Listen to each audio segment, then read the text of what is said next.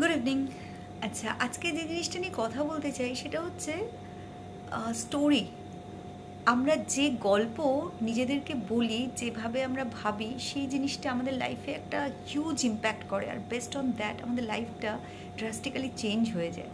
তো আমাদের নিজেদেরকে বুঝতে হবে যে আমরা কোথায় আছি। আমরা আর we prefer to be in the victim mentality or the winner mentality, যেটাকে আমরা দুভাগে ভাগ করতে পারি, বলতে পারি। মানে যদি আমরা ভিক্টিম মেন্টালিটির লোকজন হই, তাহলে সেটা আমরা কী বলবো, আমাদের যে স্টোরিটা সবাইকে যেটা বলবো সেটা হচ্ছে কন্টামিনেশন স্টোরি।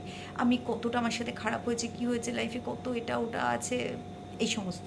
আর সেটা কি করবে, আমার সেলফ গ্রোথটাকে অবস্টাকল করবে, আমার সেলফ এস্টিমটাকে কমিয়ে দেবে, সবসময় আমাকে একটা ভিকটিম সাইডে রাখবে, আমার সাথে সবসময় খারাপ কিছু হয়।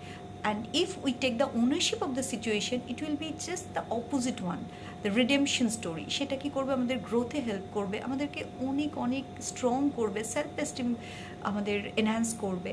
আর এই যে জিনিসগুলো, মানে যে স্টোরি আমাদের লাইফে যাই ইভেন্ট হোক না কেন, অনেক মানুষের লাইফে একই স্টোরি একই সাথে হচ্ছে, কিন্তু তারা জাস্ট মিনিংগুলো ডিফারেন্টলি দিচ্ছে বলে, কারণ আমরা যেভাবে ফিল করি সেটা আমাদের ইমোশনকে এফেক্ট করে, ইমোশন ওয়াইজ আমরা কাজ করি।